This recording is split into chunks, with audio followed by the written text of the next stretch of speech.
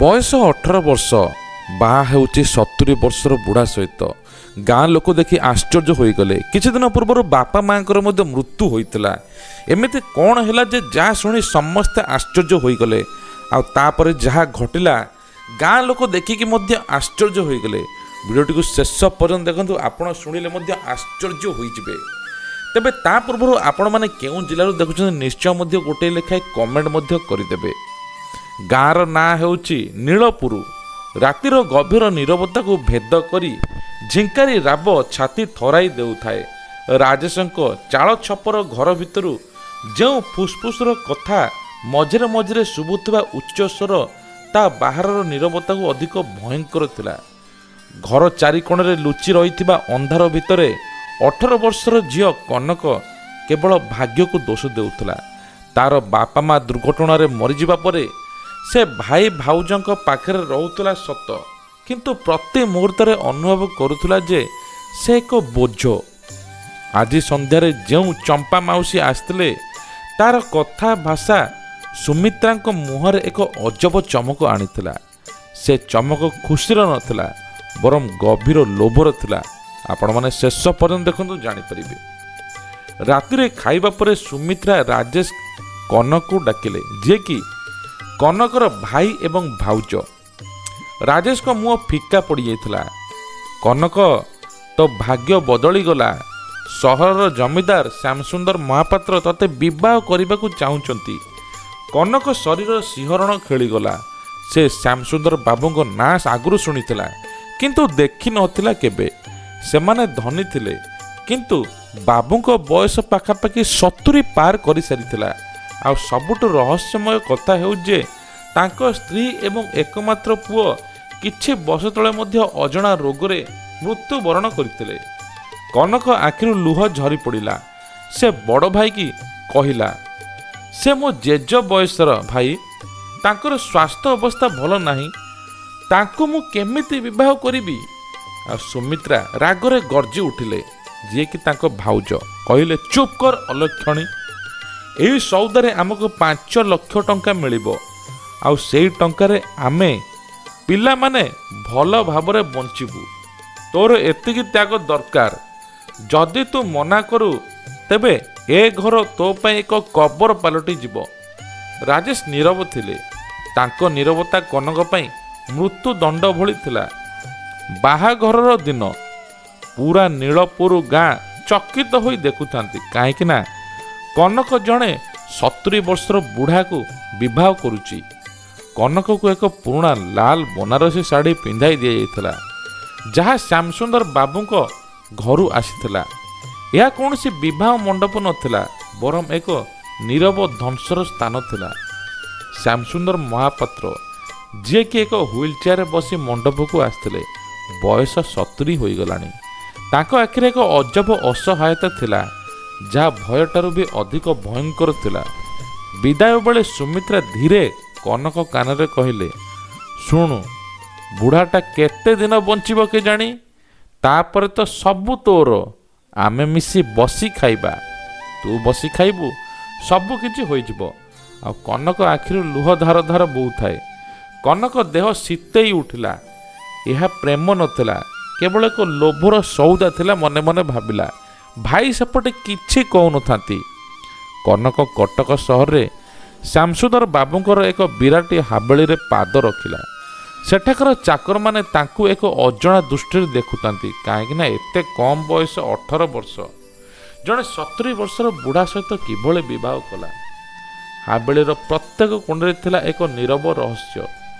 ସୁନ୍ଦର କାରୁକାର୍ଯ୍ୟ, ଦାମୀ ପଥରରେ ତିଆରି ହୋଇଥିବା କାନ୍ଥ, କିନ୍ତୁ ଏକ ଅଦୃଶ୍ୟ ଭୟର ଚାଦର ଭଳି ସବୁକିଛି ଢାଙ୍କି ପଡ଼ିଥିଲା କନକ ଦେହରେ। ବାବୁଙ୍କ ଘରେ 2 ଜଣ ଚାକର ଚାକରାଣୀ ଥିଲେ, ମାଧବ ଓ ମାଳତୀ। ସେମାନେ କନକକୁ ଦେଖିଲେ, କିନ୍ତୁ କିଛି କହିଲେ ନାହିଁ। ରାତିରେ ଶ୍ୟାମସୁନ୍ଦର ବାବୁ କନକକୁ ନିଜ ରୁମ୍କୁ ଡାକିଲେ। ରୁମ୍ ଭିତରଟାରେ ଔଷଧ ଗନ୍ଧରେ ଭରି ଆସିଥିଲା। ସେ ତାକୁ ନିଜ ପାଖରେ ବସାଇ କହିଲେ, ଝିଅ, ମୋର କେହି ନାହାନ୍ତି। ମୋର ଏକମାତ୍ର ପୁଅ ଏବଂ ସ୍ତ୍ରୀ ଦୁହେଁ କିଛି ବର୍ଷ ତଳେ ଏକ ଅଜଣା ରୋଗରେ ମରିଗଲେ। ମୁଁ ଏଇ ହାବେଳିରେ ଏକା। ମୋ ଭାଇମାନେ, ମୋ ଦୁଇ ସମ୍ପର୍କୀୟ ଭାଇ ହରି ଏବଂ ଗୋପାଳ, ସେମାନଙ୍କ ପୁଅମାନେ କେବଳ ମୋ ମୃତ୍ୟୁକୁ ଅପେକ୍ଷା କରିଛନ୍ତି। ମୋର ମୃତ୍ୟୁ ଯେବେ ହେବ ସେମାନେ ମୋ ଏଇ ଧନ ସମ୍ପତ୍ତି ସବୁ ନେଇଯିବେ। ମୋତେ ଲାଗୁଛି ଯେ ତାଙ୍କୁ କେହି ବିଷ ଦେଇ ମାରିଛି, ମୋ ସ୍ତ୍ରୀ, ମୋ ଛୁଆକୁ। ମୋତେ ବିଷ ଦେଇ ମାରିବାକୁ ସେମାନେ ବି ଚେଷ୍ଟା କରୁଛନ୍ତି। ମୋତେ ତୁମର ସାହାଯ୍ୟ ଦରକାର, କନକକୁ କହିଲେ। କନକ ଦେହ ଶୀତେଇ ଉଠିଲା। ତାକୁ ଲାଗିଲା ଯେ ଏକ ବିପଦଜନକ ଫାଶରେ ଯେମିତି ଫସି ଯାଇଛି। ତା ଭାଇ ଭାଉଜ ତାକୁ ଫସାଇ ଦେଇଛନ୍ତି। କିନ୍ତୁ ଶ୍ୟାମସୁନ୍ଦରଙ୍କ ବାବୁ ଆଖିରେ ଭୟ ଥିବା ଏବଂ ନିରହତାକୁ ଅଣଦେଖା କରିପାରିଲା ନାହିଁ। ସେ ଧୀରେ କହିଲା, ମାଲିକ, ମୁଁ ଆପଣଙ୍କ ସେବା କରିବି। ଆପଣ ଭଗବାନ ଉପରେ ବିଶ୍ୱାସ ରଖନ୍ତୁ। ସେଇଦିନ ଶ୍ୟାମସୁନ୍ଦର କହିଲେ, ମାଲିକ ଡାକିବା ଦରକାର ନାହିଁ, ଆଉ ବିବାହ ତମେ କରିଛ। ସେଇଦିନଠାରୁ କନକର ଜୀବନ ଏକ ନୂଆ ପୋଡ଼ ନେଲା। ସେ କେବଳ ଚାକରାଣୀ ନଥିଲା, ବରଂ ବାବୁଙ୍କର ଏକ ଅଙ୍ଗରକ୍ଷକ ବି ଥିଲା। ସେ ପ୍ରତିଟି ଖାଦ୍ୟ ଚାଖିବା ପରେ ବାବୁଙ୍କୁ ଖାଇବାକୁ ଦେଉଥିଲା। ରାତିରେ ବାବୁଙ୍କୁ ରୁମ୍ କବାଟ ଆଡ଼କୁ ଜଗି ଶୋଉଥିଲା। ତାର ସବୁ ସମୟ ବାବୁଙ୍କ ସେବାରେ ଲାଗିଲା। ସେହି ଲୋଭୀ ସମ୍ପର୍କୀୟମାନେ ତା ଉପରେ କ୍ରୋଧିତ ହେଉଥିଲେ, କାରଣ କନକ ଯୋଗୁଁ ସେମାନଙ୍କର କୌଣସି ଚାଲ ସଫଳ ହେଉନଥିଲା। ଦିନେ ସକାଳେ ମାଧବ ଚାକର ବାବୁଙ୍କ ପାଇଁ କ୍ଷୀର ନେଇ ଆସିଲେ। କନକ କ୍ଷୀର ଗ୍ଲାସଟିକୁ ନେଇ କିଛି ସମୟ ଅଟକିଲା। ତାର ସନ୍ଦେହ ହେଲା। ସେ ଧୀରେ ଧୀରେ ସେହି କ୍ଷୀରଟିକୁ ମାଟି ଉପରେ ପକାଇଲା, ଆଉ ନିମିଷକ ମଧ୍ୟରେ ସେହି ସ୍ଥାନରେ ରଙ୍ଗ ବଦଳିଗଲା। ସେହି କ୍ଷୀରରେ ବିଷ ମିଶା ଯାଇଥିଲା। କନକର ହୃଦୟ ଜୋରରେ ଧଡ଼ ଧଡ଼ ହେଲା। ସେ ମାଧବକୁ ଚାହିଁଲା। ମାଧବ ମୁହଁ ଫିକା ପଡ଼ିଯାଇଥିଲା। କନକ ସେହି ବିଷ ମିଶ୍ରିତ କ୍ଷୀର ଗ୍ଲାସଟିକୁ ନେଇ ସମ୍ପର୍କୀୟମାନେ ବସିଥିବା ହଲ୍କୁ ଗଲା। ମାଲିକ, ଆପଣମାନେ ମୋ ଶ୍ୟାମସୁନ୍ଦର ବାବୁକୁ ବିଷ ଦେଇ ମାରିବାକୁ ଚାହୁଁଛନ୍ତି? କନକ ସ୍ୱରରେ ନା ଥିଲା ଡର, ନା ଥିଲା ଭୟ, ଥିଲା କେବଳ ପ୍ରତିଶୋଧର ନିଆଁ। କାହିଁକି ନା ସେ କେବେ ଚାହୁଁନି ଯେ ତାଙ୍କ ବାବୁଙ୍କୁ କିଏ ମାରୁ, କାରଣ ସେ କଥା ଦେଇଥିଲା କନକ। ହରି ଏବଂ ଗୋପାଳ ପ୍ରଥମେ ମନା କଲେ, କିନ୍ତୁ ଯେତେବେଳେ କନକ ପୋଲିସକୁ ଡାକିବାର ଧମକ ଦେଲା, ସେମାନେ ଭୟରେ ଥରି ଉଠିଲେ ଏବଂ ମାନିଲେ। ମାଧବ ସେମାନଙ୍କ କଥାରେ ପଡ଼ି ଏହି କାମ କରିଥିଲା। ଆଉ ଶ୍ୟାମସୁନ୍ଦର ବାବୁ ଏହା ଜାଣିଶୁଣି ହାବେଳି ଖଟ ଉପରେ କାନ୍ଦି ପକାଇଲେ, କାରଣ ସେ ଜାଣିଥିଲେ ଯେ ତାଙ୍କୁ ବିଷ ଦେଇ କିଏ ନା କିଏ ମାରିବ। କହିଲେ, କନକ, ତୁ ମୋତେ ଆଜି ମୃତ୍ୟୁ ମୁଖରୁ ବଞ୍ଚାଇ ଦେଲୁ। ତୁ ମୋ ଝିଅ, ତୁ ମୋର ସବୁକିଛି। 2 ବର୍ଷ ବିତିଗଲା, କିନ୍ତୁ କେହି ଜାଣିନାହାନ୍ତି ଯେ ଏମିତି କ'ଣ ହୋଇଛି ଶ୍ୟାମସୁନ୍ଦର ଏବଂ କନକ ସହିତ। କିଛି ଲୋକ ଭାବିଲେ ବିବାହ, କିନ୍ତୁ ବିବାହ ନୁହେଁ। କନକର ସେବା ଏବଂ ଜଗାରଖା ଯୋଗୁଁ ବାବୁଙ୍କ ସ୍ୱାସ୍ଥ୍ୟର ଉନ୍ନତି ଆସିଲା, କିନ୍ତୁ ବାର୍ଦ୍ଧକ୍ୟ ଏବଂ ପୂର୍ବରୁ ଥିବା ରୋଗ ଶେଷରେ ତାଙ୍କୁ ଆଉ ଏକ ବଞ୍ଚାଇ ପାରିଲା ନାହିଁ। ଦିନେ ରାତିରେ କନକର ହାତ ଧରି କହିଲେ, କନକ, ମୋତେ କ୍ଷମା କରିଦେବୁ। ତୋ ଜୀବନ ମୁଁ ନଷ୍ଟ କରିଦେଲି, କିନ୍ତୁ ମୁଁ ତତେ ଏକ ଗୁପ୍ତ କଥା କହିବାକୁ ଚାହୁଁଛି।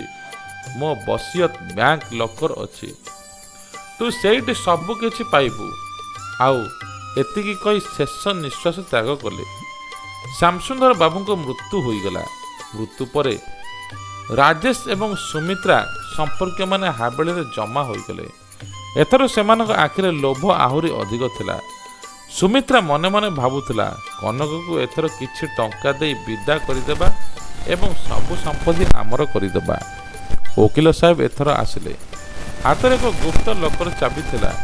ସେ କହିଲେ, ଶ୍ୟାମସୁନ୍ଦର ବାବୁଙ୍କର ଏକ ବସିୟତ ବ୍ୟାଙ୍କ ଲକର ଅଛି, ଯାହାକୁ ଆଜି ଖୋଲାଯିବ। ସମସ୍ତେ ବ୍ୟାଙ୍କକୁ ଗଲେ। ଲକର ଖୋଲାଗଲା। ଭିତରେ ଥିଲା ଏକ ମୋଟା ଫାଇଲ ଏବଂ ଭିଡ଼ିଓ କ୍ୟାସେଟ୍। ଓକିଲ ଭିଡ଼ିଓ ଚଳାଇଲେ। ପରଦାରେ ଶ୍ୟାମସୁନ୍ଦର ବାବୁଙ୍କର ଦୁର୍ବଳ ସ୍ୱରରେ କହୁଥିଲେ, ମୋର ସମସ୍ତ ସମ୍ପର୍କୀୟମାନେ, ଆପଣମାନେ ଯେଉଁମାନେ ଆଜି ମୋ ସମ୍ପତ୍ତି ପାଇଁ ଏଠାକୁ ଆସିଛନ୍ତି, ମୁଁ ଜାଣେ ଆପଣମାନେ କେତେ ଲୋଭୀ। ଆପଣମାନେ ମୋତେ ବିଷ ଦେଇ ମାରିବା ପାଇଁ ଚେଷ୍ଟା କରୁଥିଲେ, କିନ୍ତୁ ମୋର ପୁଅ, ମୋ ସ୍ତ୍ରୀ ମୃତ୍ୟୁ ପଛରେ ଆପଣଙ୍କର ହାତ ମଧ୍ୟ ଥିଲା। ମୁଁ ତା ଜାଣିସାରିଛି। ଏହା ଶୁଣି ମଧ୍ୟ ଗୋପାଳଙ୍କ ମୁହଁର କଳା ପଡ଼ିଗଲା। ହରି ଗୋପାଳ ମୁହଁ ଧୀରେ ଧୀରେ କହିଲେ, ବାବୁ, ଆପଣ ମୋତେ ଗୋଟିଏ ଝିଅ ବା ଗୋଟିଏ କନକ କହିଲେ ବାବୁ ଆଗକୁ କହିଲେ, କିନ୍ତୁ ଗୋଟିଏ ଝିଅ କନକ ଯାହାକୁ ମୋ ବାପା ଏବଂ ମା ଏବଂ ସନ୍ତାନ ଭଳି ଦେଖୁଛି, ସେ ବିପଦରୁ ବଞ୍ଚାଇଛି। ମୋର ସମ୍ପତ୍ତି କୋଟି କୋଟି ଟଙ୍କାର ବାଲାନ୍ସ ହାବେଳି ଓଡ଼ିଶାର ଥିବା ସମସ୍ତ ଜମିବାଡ଼ି କାରଖାନା ଦୋକାନ ଏକମାତ୍ର ମୋ ପତ୍ନୀ କନକ ନାମରେ କରୁଛି, ଏମିତି ସେ ଭିଡ଼ିଓରେ କହିଥିଲେ। ସେ ହିଁ ଆଜିଠାରୁ ସବୁକିଛି ମାଲିକାଣୀ। ଏହି ବିସ୍ଫୋରକ ଘୋଷଣା ଶୁଣି ସମସ୍ତଙ୍କ ପାଦ ତଳୁ ମାଟି ଖସିଗଲା। ସୁମିତ୍ରାକୁ ପାଗଳିଣୀ ଭଳି ଚିତ୍କାର କଲେ, କାହିଁକିନା ସୁମିତ୍ରା ତାଙ୍କୁ ଭାବୁଥିଲେ। ସେ କହିଲେ, ନା, ଏହା ମିଛ, ଏହା କେବେ ବି ହୋଇପାରିବ ନାହିଁ। ସୁମିତ୍ରା ଏବେ କନକର ପାଦ ଧରିଲେ, କହିଲେ, ମାଲୋ, ମୋତେ କ୍ଷମା କରିଦେ, ଆମେ ତୋର ନିଜର ଲୋକ, ଚାଲ ଆମ ସାଙ୍ଗରେ ରହିବୁ। କନକ ସେଦିନ ନୀରବରେ ଠିଆ ହୋଇନଥିଲା। ତା ସ୍ୱରରେ ଥିଲା ଏକ ରାଣୀର ଆତ୍ମବିଶ୍ୱାସ। ସେ ଭାଉଜ କହିଲା, ଭାଉଜ, ଯେତେବେଳେ ମୋ ବାପା ମା ମରିଗଲେ ଆପଣ ମୋତେ 2 ମୁଠା ଭାତ କୋଠା ଘରେ ଚାକରାଣୀ କରି ରଖିଥିଲେ। ଯେତେବେଳେ ଜଣେ ବୃଦ୍ଧଙ୍କ ପାଖରେ ମୋତେ ବିକିଦେଲେ ସେତେବେଳେ ଏହି ରକ୍ତ ସମ୍ପର୍କ କୁଆଡ଼େ ଯାଇଥିଲା?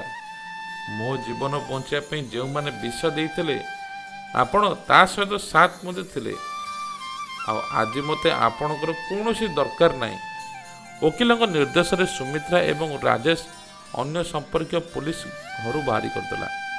ସେମାନଙ୍କ ଲୋଭ ସେମାନଙ୍କୁ ସବୁ କିଛିରୁ ଲଜ୍ଜିତ ମଧ୍ୟ କଲା। କନକ ସେହି ଅମାପ ସମ୍ପତ୍ତିକୁ ନିଜ ଭାଗ୍ୟ ଏବଂ ତା ସହିତ ମଧ୍ୟ ନିଜ ନାମରେ ମଧ୍ୟ କରାଇଲା, ଯେଉଁ ନାମଟା ଥିଲା ଶ୍ୟାମସୁନ୍ଦର କନକ ସେବାଶ୍ରମ। ଓଡ଼ିଶାର ବିଭିନ୍ନ ସ୍ଥାନରେ ଅନାଥ ଆଶ୍ରମ, ବୃଦ୍ଧାଶ୍ରମ ଏବଂ ଚିକିତ୍ସାଳୟ ଖୋଲିଲା। ତା ସହିତ ଗାଁ ଲୋକଙ୍କୁ କନକ ମା ବୋଲି ଗାଁ ଲୋକ ଡାକିଲେ। ଯେଉଁ ଅନାଥ ଝିଅଟିକୁ ସେମାନେ ଅଲକ୍ଷଣୀ କରି ଘରୁ ତଳି ଦେଇଥିଲେ ସେ ଆଜି ସାରା ଓଡ଼ିଶାର ମା ପାଲଟି ଗଲା। ସତକୁ ସତ ତା ମନରେ ଲୋଭ ନଥିଲା, ଥିଲା ଦୟା ଏବଂ ଅନ୍ୟକୁ ସାହାଯ୍ୟ କରିବା। ଆଉ ଆଜି ପ୍ରକୃତରେ ତା ସାହାଯ୍ୟ ସବୁ କିଛି ଲୋକଙ୍କୁ ଖାଇବାକୁ ଦେଲା, ସମସ୍ତ ଜୀବନ ମଧ୍ୟ ବଦଳାଇ ଦେଲା। ମନେ ରଖନ୍ତୁ, ସତ୍ୟର ବିଜୟ ସର୍ବଦା ହୁଏ ଏବଂ ସେବା ହିଁ ମାନବ ଜୀବନର ଶ୍ରେଷ୍ଠ ଧର୍ମ। ଜୟ ଜଗନ୍ନାଥ। ଷ୍ଟୋରିଟି କେମିତି ଲାଗିଲା ନିଶ୍ଚୟ କମେଣ୍ଟ ମାଧ୍ୟମରେ ମଧ୍ୟ ଜଣାଇବେ।